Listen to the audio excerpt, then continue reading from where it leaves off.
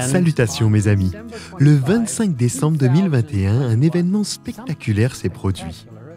Le télescope spatial James Webb, identifié comme l'observatoire spatial le plus compliqué et le plus coûteux de l'histoire, est parti dans l'espace pour rejoindre sa destination à 1,4 million de kilomètres de la Terre. D'un coût de 10 milliards de dollars, le télescope spatial Webb est, selon la revue scientifique Nature, le plus grand pari de l'humanité dans sa quête pour sonder l'univers. Le télescope est haut de 3 étages et possède un miroir plaqué or mesurant 21 pieds, soit 6,4 mètres de diamètre. Il dispose d'un pare-soleil de la taille d'un court de tennis qui le maintient à une température incroyablement froide de moins 370 degrés Fahrenheit, soit moins 223 degrés Celsius. En vue de son lancement, sur une fusée à grande puissance, le télescope a été entièrement plié comme une création géante en origami. Au cours de son voyage de 15 millions de kilomètres et de 29 jours jusqu'à son point de destination, cette merveille des temps modernes a été conçue pour se déplier pièce par pièce jusqu'à ce qu'elle soit entièrement dépliée en une vaste structure en nid d'abeilles. Selon Günther Hasinger, directeur scientifique de l'Agence spatiale européenne, le processus de déploiement est semblable à celui d'un papillon sortant de sa chrysalide.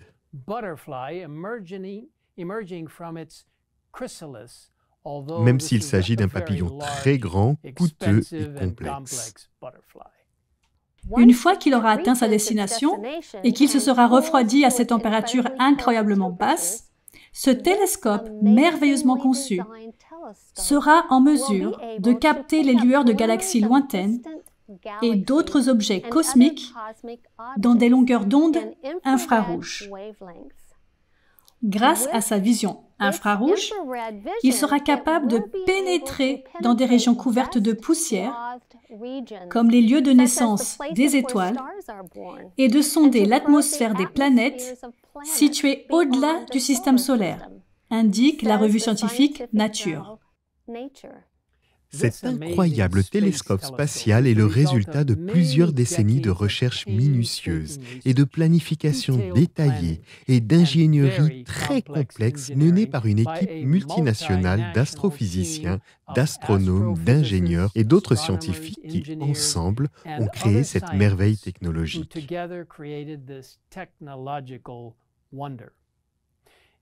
Il est conçu pour accomplir ce qu'aucun autre télescope spatial n'a été capable de faire. Pénétrer profondément dans le cosmos et voir la lumière de ce que les scientifiques pensent avoir été les premières galaxies à se former, après ce qu'ils appellent le Big Bang. En scrutant ce qu'ils croient être l'aube des temps, les scientifiques cherchent des signes de vie. C'est le début de l'une des missions les plus étonnantes que l'humanité ait conçues, a déclaré Thomas Zurbuchen, responsable scientifique de la NASA, lors d'une retransmission sur Internet depuis le site de lancement.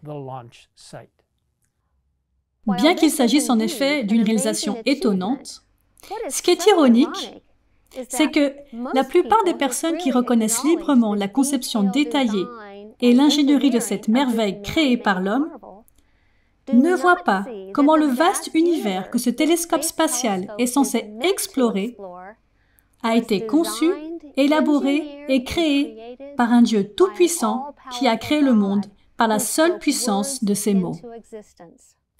Dans le psaume 19, versets 2 à 4, nous lisons: Le ciel raconte la gloire de Dieu et l'étendue révèle l'œuvre de ses mains. Le jour en instruit un autre jour, la nuit en donne connaissance à une autre nuit. Ce n'est pas un langage, ce ne sont pas des paroles, on n'entend pas leur son. Et dans Hébreux 11, verset 3, on nous rappelle, « Par la foi, nous comprenons que l'univers a été formé par la parole de Dieu, de sorte que le monde visible n'a pas été fait à partir de choses visibles. » Vous voyez, mes amis, notre existence, l'existence de ce monde dans l'univers entier vient de la puissance de notre Dieu créateur. Les tout premiers mots des Écritures disent que, au commencement, Dieu créa le ciel et la terre. Si nous ne croyons pas le début de la parole de Dieu, sur quelle base pourrions-nous croire tout ce qui est écrit dans ces pages sacrées? La croyance fondamentale sur la création par Dieu, est absolument fondamentale pour ce que nous sommes et ce que nous croyons et pratiquons en tant qu'adventistes du 7e jour. Elle se lit comme suit. Dieu a créé toutes choses et nous a laissé dans les Écritures le récit authentique de son activité créatrice. En 6 jours, le Seigneur a fait les cieux et la terre et tout ce qui vit sur la terre. Et il s'est reposé le 7e jour de cette première semaine. Il a ainsi établi le sabbat comme un mémorial perpétuel de l'œuvre qu'il a accomplie et achevée pendant 6 jours littéraux qui, avec le sabbat, constituaient la même unité de temps que nous appelons une semaine aujourd'hui.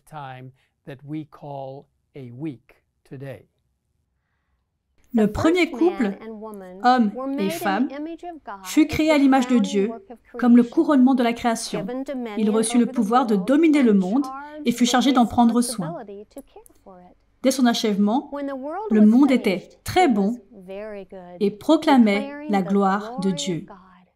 Mes amis, le thème de Dieu en tant que créateur se retrouve dans toutes les pages des Écritures. Si vous souhaitez lire certaines de ces pages bibliques, ainsi que d'autres documents utiles confirmant la création, je vous invite à visiter le site adventist.org/creation. En outre, le Geoscience Research Institute, une organisation de l'Église adventiste du 7e jour, fournit de multiples ressources ainsi que des recherches scientifiques qui soutiennent une vision biblique du monde. Je vous encourage vivement à visiter leur site récemment mis à jour où vous trouverez des vidéos, des présentations PowerPoint, des articles, des galeries de photos et bien d'autres choses encore à l'adresse suivante grisda.org.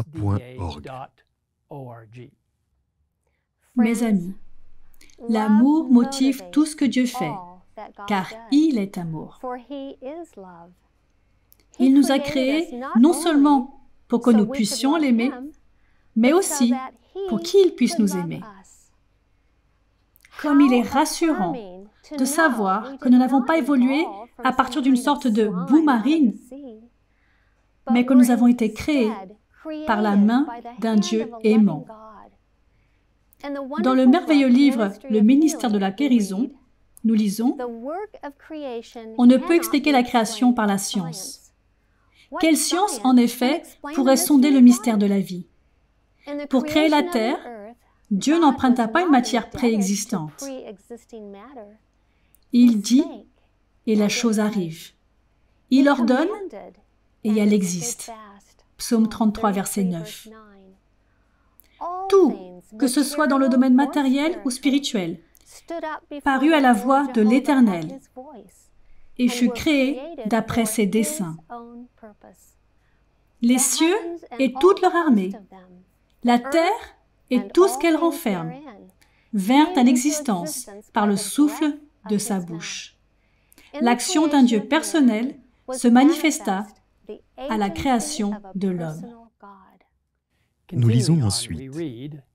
Lorsque le Seigneur eut fait celui-ci à son image, la forme de son corps était parfaite, mais il manquait la vie. C'est alors qu'un Dieu personnel, existant par lui-même, souffla dans ses narines un souffle de vie, et l'homme devint un être vivant et intelligent. Les organes du corps humain furent mis en mouvement. Le cœur, les artères, les veines, la langue, les mains, les pieds, les sens, les facultés de l'esprit, tout s'anima et fut soumis à des lois. L'homme devint une âme vivante. C'est un Dieu personnel qui, par le Christ, la parole, créa l'homme et le revêtit d'intelligence et de force. Quelle pensée profonde que de savoir que nous avons été créés par un Dieu personnel, qui existe par lui-même, qui nous aime et nous a dotés d'intelligence et de force. Dans la prochaine vidéo, nous examinerons de plus près pourquoi la compréhension de la création est si importante et en quoi elle est fondamentale pour nos vies aujourd'hui. Mais en attendant, sachez que celui qui a créé le vaste univers est le même Dieu qui vous a créé, vous aime et prend soin de vous.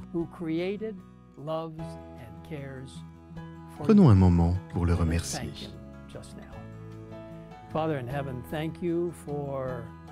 Père Céleste, merci d'avoir créé cette terre par la puissance du Père, du Fils et du Saint-Esprit. Cette belle terre a vu le jour. Nous te remercions pour le privilège de vivre ici, sachant qu'un jour prochain, tu referas complètement cette terre, à nouveau dans une forme parfaite. Merci de nous écouter dans cette prière et merci de nous donner la vie éternelle grâce à ce que Jésus a fait. Nous te le demandons au nom du Christ. Amen. In Christ's name we ask it. Amen.